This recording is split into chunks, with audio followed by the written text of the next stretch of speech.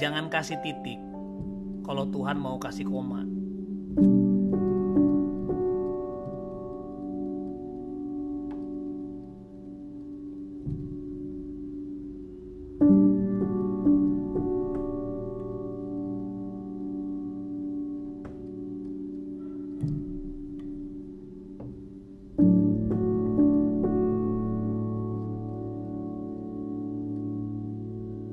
Shalom Sahabat Pijar, selamat datang di program Titik Koma.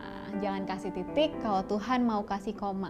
Program Titik Koma adalah program kolaborasi Pijar TV dan juga Muda yang menceritakan tentang perjalanan sahabat-sahabat kita semua yang mungkin dulu sepanjang hidupnya pernah mengalami titik yang artinya itu kayak nggak ada harapan, kayak nggak ada lagi masa depan. Tapi ternyata ada orang-orang yang masih melihat koma dan Tuhan pun kasih koma dalam kehidupannya yang artinya masih ada harapan, masih ada masa depan. Nah, program Titik Koma ini bisa disaksikan setiap hari Jumat jam 5 sore di aplikasi GoPlay. Dan nanti kalau misalnya ketinggalan nih yang baru join di GoPlay, boleh juga langsung nanti bisa disaksikan di YouTube, di YouTube-nya Pijar TV dan juga Muda TV. Oke, jadi aku Devi Indah dan hari ini aku nggak sendirian karena kita juga akan ditemenin sama Oyo. Oyo. Dan Devi sama Oyo juga nggak berdua doang. Betul banget. Ada siapa nih? Hari ini kita ditemenin sama Glad. Gladiola Renita Larasati. Kita Luar biasa manggilnya biasa. Glad ya, Dev ya. Glad. Yang katanya sih kalau misalnya dia suka naik ojek online, sukanya seringan dipanggil Mas daripada Mbak. Oh gitu. Apakah betul? Oh, gitu. Dipanggilnya Mas Glad katanya. Oke. Halo Glad. Thank you loh. Hari ini kita udah mau ngobrol-ngobrol di sini di program Titik Koma. Mungkin Glad boleh dong kenalan sama teman-teman semua. Kesibukannya sekarang apa? Ngapain aja? Boleh kali ya. Halo semuanya, aku Glad. Sekarang kesibukannya aku kerja di salah satu edutech. Udah itu aja sih. Lagi. Sekarang sibuk di salah satu edutech di Indonesia ya. Iya. Oke Glad, kita langsung aja kali ya mau ngobrolin yang buat hari ini ya. Yes. Nah hari ini nih kita lagi ngomongin, Glad pilih tema perjalanan ke hatimu. Mu-nya huruf besar ya, Iya, huruf besar. teman-teman. Jangan baper, mu-nya huruf besar. Jadi Kan ini ke biasanya hatinya kan Tuhan. mau kemana? Ke hatimu. Oh, aduh Devi. Udah lama nggak digituin Goreng. soalnya ya. Oh gitu. Jadi udah lama nggak digituin makanya judulnya ini. Yuk lanjut. Glad, ada cerita apa nih di balik tema yang Glad pilih nih, perjalanan ke hatinya Tuhan ya. Perjalanan ke hatimu gimana? Apa ya? Kenapa perjalanan ke hatimu? Soalnya kayaknya tuh dari kecil kan aku lahir di keluarga Kristen yang udah familiar lah gitu sama konsep Tuhan, sama Yesus gitu. Aku udah sering dengar semua cerita tentang itu. Terus tapi hanya sekedar tahu aja gitu, dan ternyata butuh 22 tahun untuk aku benar-benar ditransformasi lah gitu cara aku ngelihat gitu tentang Kristus, tentang Yesus gitu. Dan menurut aku tuh selama sepanjang itu tuh bukan kayak nggak terjadi apa-apa gitu loh, tapi tuh kayak ada jalan yang kayak aku lewatin, tapi tuh makin lama makin dalam gitu, makin dalam ke hatinya Tuhan sih gitu sebenarnya. Dan titiknya adalah ya sekarang ini gitu, sampai di titik yang sekarang ini tuh aku juga kayak masih yakin banget kalau ini tuh jalannya masih panjang dan masih makin dalam gitu, kayak gitu sih gitu. Wow. Jadi Semakin panjang semakin dalam. ini mau cerita tentang perjalanannya Glad sama Tuhan ya, yang mungkin Glad pernah pikir udah tahu Tuhan, tapi justru semakin hari Glad semakin mengenali Tuhan lebih dalam ya. Yes, dan ternyata memang tadi Glad cerita dari kecil, dari orok ya, dari lahir ke dunia di keluarga Kristen, ke gereja, mungkin sekolah minggu setiap minggu, tapi ternyata bukan jadi jaminan kalau misalnya lahir di keluarga Kristen mengenal Kristus, ya nggak sih? Betul. Oke, mungkin boleh diceritain lagi nggak Glad? Memangnya perjalanan yang seperti apa sih yang kamu alami, dan hal-hal apa yang akhirnya membuat kamu tuh kayak dulu tuh sebenarnya Kristus tuh ternyata kayak gini ya gitu. Halnya ternyata nggak bener yang dulu kamu sempat percaya tentang Kristus mungkin, atau tentang kehidupan kamu mungkin. Dulu tuh aku inget apa ya, awal mulanya tuh kayaknya pas ini deh, pas dibaptis. Pas waktu, jadi tuh SMA kan, waktu SMA, terus apa namanya tuh, dibaptis. Nah, abis pulang baptisan itu kan biasanya tuh nggak tahu ya kalau misalnya di gereja aku atau di lingkungan aku kayak pada nyelamatin gitu, terus kayak pada datang ke rumah gitu kan, kayak nggak tahu sih ngapain, kayak silaturahmi aja gitu. Nah tapi tuh pas perjalanan dari tempat baptisan ke rumah, aku tuh kayak murung dan sedih gitu karena kayak dulu kayaknya banyak juga deh mungkin teman-teman yang masih percaya ini juga, kayak wah sekarang dosa aku tanggung sendiri dong gitu. Emang selama ini ditanggung siapa? Tapi tuh kayak apa ya, maksudnya walaupun itu kayak gitu tapi it means so much gitu loh, kayak jadi kayak ya ampun gitu, jadi kayak sedih sendiri gitu. Cuman dan semenjak saat itu aku jadi kayak justru bukannya kan harusnya kan baptisan tuh kan kayak tanda pertobatan gitu, tapi ini tuh kayak kebalik gitu, kayak malah aku jadi makin takut gitu, jadi makin takut, terus kayak jadi kayak terus kayak gimana hidup aku ke depannya gitu, jadi mikir kayak gitu. Itu yang dulu aku percaya gitu, tapi di kuliah tuh kayak ketemu lagi gitu sama kebenaran yang baru gitu sama Tuhan. Oke. Nah sebelum kita masuk ke kuliah nih, balik lagi tadi yang ke baptis gitu. Kamu takut kenapa emang? Apa yang membuat kamu kok jadi malah takut dan dosa ditanggung sendiri? Emang kamu pikir dulu dosanya yang nanggung siapa? Ditanggung rame-rame mungkin. Tetangga mungkin.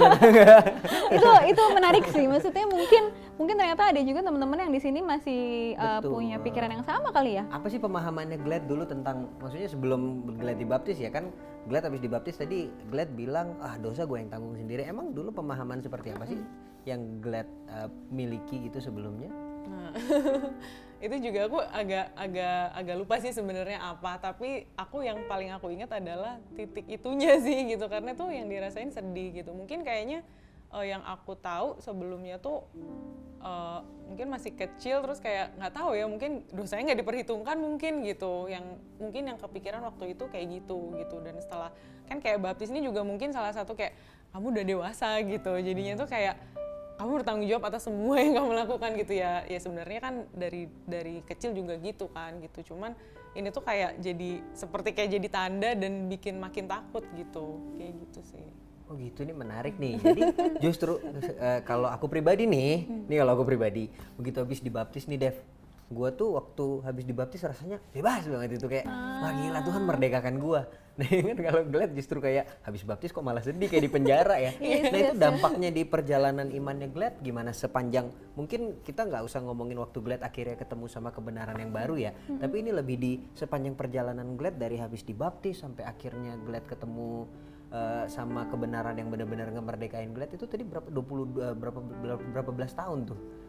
Kuliah kayak udah mau semester tengah gitu. Oh jadi beberapa tahun. Nah itu dampaknya di perjalanan itu apa Glad? Apa ya dampaknya ya?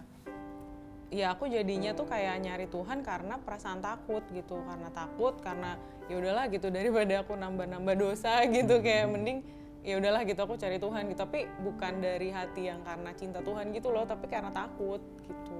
Berarti takutnya itu takut apa sih Glad? Takut di hukum atau takut apa? Takut masuk neraka? Takut masuk neraka ya. Oke. Jadi jalanin hidup meskipun dalam kekristenan, tapi bukan karena kerinduan sama Tuhan, tapi takut dihukum sama Tuhan takut ya. dihukum, iya. Oke. Karena mungkin ada nggak sih hal-hal yang sebelumnya mungkin di keluarga atau mungkin waktu masih kecil yang membuat Glad tuh akhirnya jadi malah takut dihukum sama Tuhan atau takut masuk neraka. Kayak dulu kan kalau masih zaman kecil tuh kayak takut ada kecoa gitu, atau misalnya takut nanti nih dikasih polisi nih kan, biasa suka ditakut-takutin gitu kan. Kalau kamu nggak makan nanti mama suntik loh. Iya maksudnya kayak mungkin itu hal-hal yang akhirnya kan membuat kita jadi malah percaya hal itu tanpa sadar dan kita bawa sampai besar gitu. Mungkin nggak sih ada yang kayak gitu juga di hidupnya Glad? Ada banget sih kayaknya. Ada. Jadi tuh dulu tuh kebiasaan, aduh mama maaf ya kalau nonton ini. Tanpa Glad sadari, tanpa Glad ketahui, kita undang. Jadi reality show. Jadi tuh kayak dulu tuh kan apa ya, kalau aku dapet nilai jelek aku dimarahin dulu tuh waktu masih kecil. Terus kayak mama tuh kayaknya pengennya anaknya berprestasi gitu. Ya aku tahu sih aku harus belajar gitu, tapi gimana ya gitu kalau misalnya emang aku udah belajar nih gitu tapi emang nggak ngerti aja gitu ya, emang ada yang nggak paham dan ketika ulangan ya udah gitu salah dapet nilai jelek gitu. Dan ketika aku kasih tahu nilainya berapa, aku pasti yang aku dapet itu responnya adalah dimarahin gitu, dimarahin sama mama. Jadi aku mikir kayaknya nggak bisa salah sama sekali ya gitu untuk aku bisa diapresiat gitu mungkin gitu. Terus kayak untuk aku bisa kasih yang terbaik tuh kayaknya bener-bener nggak boleh salah sama sekali gitu. Nah kayaknya tuh salah satunya perasaan dari aku baru tahu juga lu Dibuka kan kembali sama Tuhan ya. Iya baru keinget juga ya kayak gitu. Terus kayak gimana ya jadinya tuh ya udah gitu, gimana ya caranya biar aku sama sekali nggak bisa salah gitu, tapi kan nggak mungkin kan. Nah makanya ada rasa takutnya tuh kayak karena aku tahu aku nggak mungkin nggak bikin salah gitu. Itu sih Nggak mungkin nggak bikin salah ya. Jadi melihat sosok dari cerita kamu yang tadi, melihat sosok Tuhan tuh jadi pribadi yang quote unquote kayak menakutkan ya Glad ya.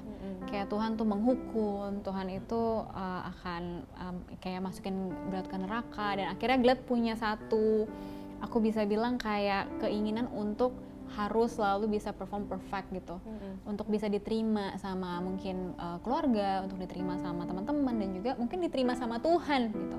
Jadi Tuhan jadi yang menakutkan gitu buat kehidupannya Glad. Oke. Nah kalau misalnya kita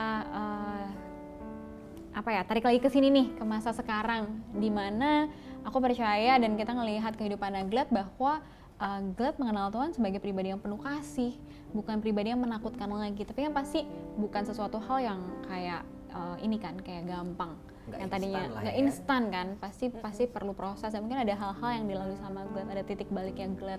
Boleh diceritain nggak apa sih yang membuat kamu akhirnya melihat Tuhan Yesus itu sebagai Bapa yang penuh kasih dibandingkan dengan Bapa yang akan masukin kamu ke neraka gitu? Itu adalah kapan ya, waktu aku jadi lupa. Kayaknya karena ini sih, karena ada orang-orang di sekitar aku gitu loh yang ngelihat, ya maksudnya tuh kayak kan bobrok nih, misalnya bobrok banget, mau segimanapun aku mencoba perform dengan baik, mau segimanapun aku coba tutupin pakai kayak mau pelayanan atau apa, pakai topeng apapun, kan aku pasti maksudnya nyimpan sesuatu yang busuk gitulah gitu. Adalah hal-hal yang aku, ya itu kelemahan yang aku nggak bisa pungkiri juga gitu, dan mau nggak mau adalah beberapa hal dalam hidup yang ya itu disebabkan karena kelemahan aku juga gitu. Nah tapi kayak seiring berjalannya itu ada orang-orang yang kayak yang ngelihat itu nggak apa-apa gitu sih Kak, kayak kayak yang ngelihat itu kayak oh ya udah gitu, kamu masih manusia dan aku masih terima kamu juga gitu. Salah satunya karena ada orang-orang di sekitar yang ngelihat itu, sama Tuhan sendiri sih gitu. Kayak aku nggak tahu kenapa kayak diperbaharui aja gitu, kayak misalnya waktu aku bener-bener ketemu sama Injil sih gitu, kayak aku belajar lagi gitu, itu waktu di kuliah sih sebenarnya. Tuh awal mulanya karena aku berantem sama temen aku kayaknya. Itu awalnya aku berantem sama temen aku dan kayak aku jengkel sama dia, terus tapi di situ kayak Tuhan bawa aku untuk maafin temen aku ini gitu. Nah di situ aku kayak somehow kayak Tuhan kasih lihat itu juga yang dia lakukan sama aku gitu, dan itu kayak oh Tuhan itu nggak ini ya, maksudnya walaupun aku kayak kurang ajar banget gitu, tapi Tuhan tuh nggak serta-merta buang aku gitu, kayak gitu sih gitu. Jadi kayak bersamaan gitu, yang aku maafin teman aku juga, terus kayak aku juga dapetin pengertian itu gitu, di situ sih. Wow, dari perjalanannya Glad tadi pengenalan akan Tuhan yang dibentuk dari pengalaman di rumah ya. Mungkin dulu mamanya sering hukum kalau nggak dapat hasil yang seperti dimaui mama, itu ngebentuk pengenalan Glad akan Tuhan ya, yang jadi menciptakan Tuhan yang seperti apa yang Glad alami, sampai akhirnya Glad ngalamin sendiri lewat kuasa Injil itu sendiri ya, karena Tuhan sendiri yang memperkenalkan sama Glad siapa dia. Dari yang tadinya Glad takut takut bikin dosa lagi, takut masuk neraka, sampai ketemu dengan dia sebagai Tuhan yang mengampuni gitu ya. Nah yang jadi pertanyaanku, pengenalan sejauh apa yang berubah nih sampai ngubahin posisi Glad yang tadinya ngerasa segitunya Tuhan akan hukum Glad, sampai pada akhirnya yang kita kenal Glad sekarang nih, Glad yang bisa kasih semuanya sama Tuhan, nggak cuma sekedar hidup buat Tuhan, tapi Glad tuh enjoy banget untuk jalan sama Tuhan. Padahal kan sebelumnya Glad bisa dibilang ya mungkin kalau aku di posisi Glad, aku nggak tahu aku survive nggak nih dari yang pikiranku yang kayak enggak, Tuhan tuh pasti hukum gue sih. Mungkin kalau di aku bisa menerjemahkan kayak udah fix gue pasti masuk neraka nih kayak gini. Tapi akhirnya sekarang kita sama-sama lihat gimana waktu Glad, kalau aku pribadi kan ngelihat Glad gimana waktu Glad lagi ngelukis, lagi komunikasi sama teman-teman, gimana Glad enjoy banget perjalanannya nih sama Tuhan. Itu pengenalan seperti apa yang benar-benar ngerubahin Glad sih? Pengenalan kayak apa ya? Yang sedalam apa sih, apalagi kan ini kan ngomongin tentang perjalanannya Glad ke hatinya Tuhan. Sedalam apa pengenalan itu Tuhan bawa sih? Nah jadi yang kejadian tadi itu kayaknya baru mulai kan, maksudnya itu baru awal. Kayak Tuhan itu mengasihi gitu, dia apa ya, nggak buang aku gitu. Dan setelah dari kejadian itu aku kayak komit gitu kan untuk itu, kayak apa ya, dari situ tuh aku punya hati yang baru untuk aku melayani kan. Jadinya tuh sekarang tuh kayak aku nggak melayani karena aku takut bikin dosa gitu, tapi ya karena Tuhan mengasihi aku dan aku mau mengasihi Tuhan juga, jadi aku melayani Tuhan gitu. Nah waktu itu di kuliah juga gitu. Nah tapi tuh waktu perjalanan pelayanan juga itu tuh juga jatuh bangun juga gitu, dan aku sempet kayak lari gitu sih. Jadi kalau nggak salah tuh tahun kedua aku kayak kabur gitu dari kayak persekutuan apa namanya tuh Kristen di kampus gitu. Terus kayak aku shutdown everybody gitu, kayak semua orang nggak ada yang bisa hubungin aku, terus kayak nggak mau aku gitu. Kayak itu karena apa ya, di titik itu aku kayak, Tuhan aku udah ngasih semuanya nih, kok kayaknya tuh ada hal-hal yang aku pengenin tapi Tuhan nggak kasih gitu di situ. Nah terus kayak aku lari kayak nggak gitu, ngecewain gitu. Nah tapi di apa ya, di masa aku lari dari semuanya, lari dari Tuhan juga sih sebenarnya, karena aku jadi nggak sama sekali nggak ini sama Tuhan lah gitu. Nah di perjalanan lari itu aku tuh ngelihat banget kayak wah, kayak Tuhan tuh kejar segitunya gitu loh. Kayak Tuhan tuh kayak, bisa nggak sih Tuhan nggak usah gangguin aku gitu, tapi kayak nggak bisa. Kayak nggak bisa. Tuhan kan ada di mana-mana ya. Gimana cara larinya? Gimana caranya gitu. Terus kayak, dan apa ya, maksudnya itu tuh kayak bahkan itu tuh kayak Tuhan ngomong lewat teman-teman aku yang nggak kenal Tuhan juga gitu. Kayak kita lagi ngobrol, terus tiba-tiba ada kayak satu pesan yang gitu, capek deh nih denger ini. Tuhan lagi nih. Tuhan lagi yang suruh gue balik nih. Bisa nggak sih ya begitu? Iya, terus kayak panjang lah gitu, maksudnya kayak di masa aku lari itu aku juga kayak pindah-pindah gereja gitu kan, karena aku kan lari dari komunitas juga, lari dari teman-teman aku gitu. Jadi kayak aku pindah ke gereja itu, aku dapet ini lagi sih gitu. Kayak Tuhan, nah di situ aku kayak ngeliat, gila kenapa sih gue gitu, aku kenapa sih Tuhan kayak pilih aja yang lain gitu, nggak usah aku gitu, yang lain aja gitu. Tapi kayak di situ aku ngelihat kayak Tuhan, gila sih Tuhan ngejar sampai segitunya tuh, kayak aku nggak paham sih. Nah itu kayak di titik itu yang baru aku kayak, oh my god, Tuhan segitunya mengasihi aku ya gitu, kayak gitu sih Kak. Wah. Gitu. Jadi buat yang mau lari, coba aja.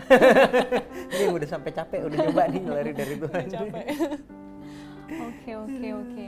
Jadi memang ternyata bertemu sama pribadi Tuhan yang penuh kasih ya, yang membuat Glad itu akhirnya ya melenyapkan segala ketakutan. Jadi ingin satu ayat kan, bahwa kasih menutupi banyak sekali dosa. Kasih juga melepaskan melenyapkan ketakutan. Betul. Kan. Jadi kalau misalnya kita takut, berarti sebenarnya karena kita nggak menyadari kasihnya Tuhan. Betul. Karena takut nggak bisa hidup bareng-bareng sama kasih. Pasti harus ada salah satunya. Dan aku rasa dari ceritanya Glad tadi aku belajar juga sih bahwa ternyata memang untuk fokus itu tergantung sih. Karena memang kalau misalnya kita bicara tentang neraka, ya neraka ada. Bener. Ya ada gitu, bicara jangan tentang. Pikir kita nggak percaya neraka. Gitu. Kalau kita ngomongin tentang hukuman-hukuman dan segala macam, ada banyak ayat di Alkitab yang bilang bahwa tidak akan mendapatkan bagian dari kerajaan Allah gitu. Jadi itu adalah sesuatu hal yang memang firman Tuhan juga sangat jelas katakan gitu. Tapi kalau misalnya kita lihat lagi, ternyata memang fokus kita mau kemana nih, tentang kekasihnya Tuhan atau keketakutannya. Oke, Glad.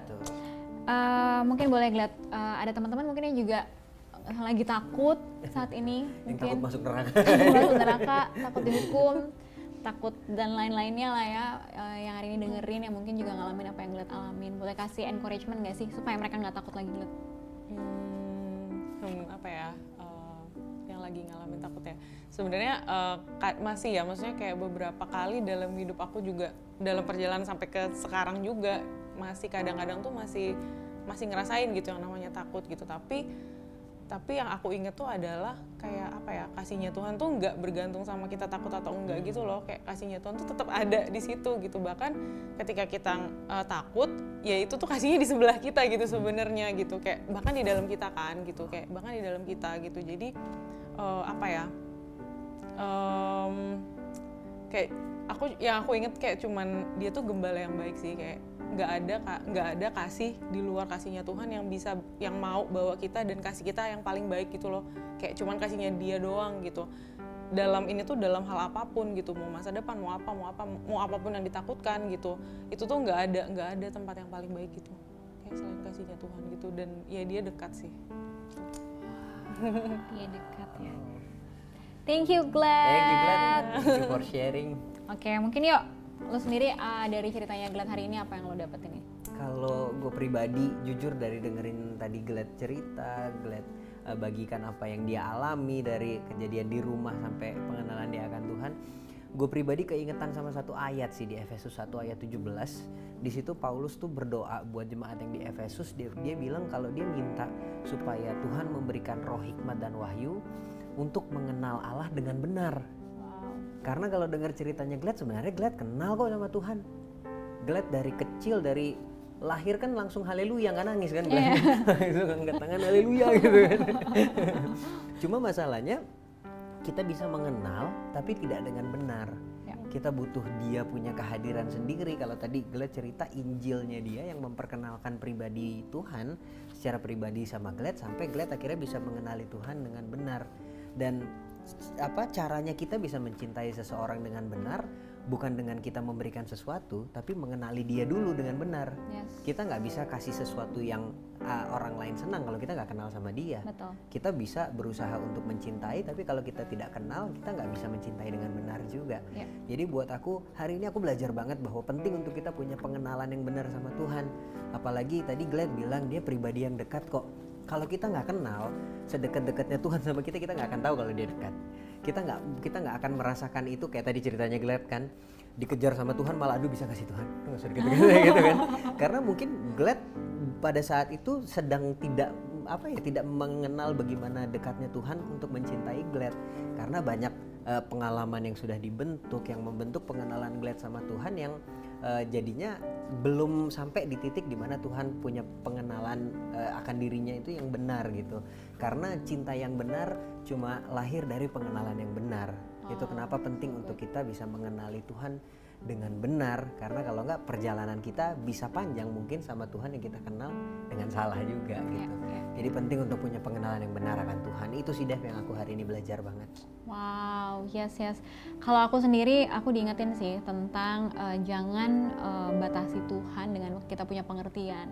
Kadang-kadang mungkin kita sering banget menyembah Tuhan yang menurut kita. Betul. Tuhan yang begini, Tuhan yang begini, Tuhan yang begini. Iya atau mungkin, ya kan? Atau mungkin Tuhan yang kata orang, Tuhan yang kata orang pemberi, Tuhan yang kata orang penyembuh dan segala macam gitu. Jadi selalu berdasarkan sama kita punya pikiran gitu. Dan ketika Tuhan kita nggak bisa ngerti, akhirnya kita marah, akhirnya kita ngomel, akhirnya kita lari dari Tuhan karena kita pikir Tuhan yang kita sembah adalah Tuhan yang sesuai dengan pikiran kita. Tapi hari ini denger dari ceritanya Glad tadi kan ngomongin ke dalam kan, bahwa sebenarnya Tuhan itu sedalam itu. Bahkan mungkin kita sebagai manusia itu kita nggak punya hikmat yang cukup untuk menyelami kedalamannya Tuhan. Dan justru disitulah kita melihat kebesarannya Tuhan. Karena nggak semua hal harus kita ngerti kok, nggak harus semua hal harus kita harus kita mengerti secara penuh gitu. Tapi yang penting adalah percaya. Bahkan katanya kan firman Tuhan bilang berbahagialah orang yang percaya walaupun nggak melihat gitu. Jadi kita nggak perlu selalu mengerti sih, tapi terus percaya sama Tuhan, percaya sama hatinya Tuhan, dan jangan batasin Tuhan sama kita punya pikiran. Kita menyembah Tuhan, biarlah Tuhan yang bebas untuk bisa bekerja dalam kehidupan kita walaupun nggak sesuai sama kita punya ekspektasi. Itu sih Glad yang hari ini aku dapetin dari cerita kamu. Wah. Thank you banget ya Glad ya sekali lagi ya. Thank you banget Glad. Dan thank you juga teman-teman untuk yang hari ini udah nontonin kita nih, dengerin kita ngobrol-ngobrol dari awal sampai sekarang nih. Dan aku juga mau ingetin lagi buat teman-teman, jangan lupa program Titik Koma akan tayang setiap hari Jumat jam 5 sore di aplikasi GoPlay. Dan juga nanti bisa ditonton lagi di YouTube, di Muda TV dan juga Pijar TV.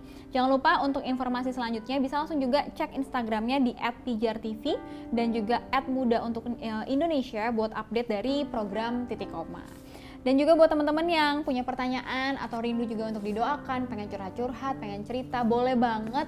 Kita rindu juga untuk mendoakan teman-teman, untuk bisa membangun teman-teman untuk lebih semangat lagi. Teman-teman boleh langsung hubungi nomor yang ada di bawah ini. Bisa langsung hubungin di situ, nanti akan ada tim yang menghubungi kalian untuk kita bisa berdoa bareng dan juga berjalan-jalan bareng sama kamu. Dan Gitu. pastinya kita juga mau berterima kasih nih Dev Yes. sama Merch by Muda dong pastinya. Yes, betul. Thank you banget buat supportnya udah kasih kita kaos-kaos keren ini. Kaos Titik Koma ya teman-teman ya. Titik Koma. Ini gara-gara aku yang pakai aja jadi kayak kecil gitu. Tapi ini Titik Koma. Ini keren banget dan boleh dicek di Shopee-nya, di Instagram-nya Merch by Muda itu ada Coach Jacket. Ada coach jacket. Itu yang special edition ya, Betul. edisinya almarhum Pastor Raditya Oloan. Betul sekali. Ini edisinya terbatas teman-teman. Jadi buat teman-teman yang pengen punya segera pesan. Boleh dicek di Shopee-nya, di Instagram-nya pastinya untuk informasi lebih lanjutnya. Ada juga kalender dari Merch by Muda, juga ada kartu pemuda yang cocok banget lah buat teman-teman mungkin yang punya komunitas malah nih. Ini kartu yang aku rekomendasikan banget untuk teman-teman bisa beli, main pakai bareng main ya. sama teman-teman di komunitasnya. Dan percaya deh, aku udah buktikan sendiri kita bisa seru-seruan ngalamin Tuhan lewat permainan dari kartu pemuda. Yes, betul banget. Oke teman-teman, kita sudah di akhir acara. Sampai jumpa lagi di program selanjutnya. Jangan kasih titik Kalau Tuhan mau kasih koma. Dadah. Bye-bye. God bless God you. bless.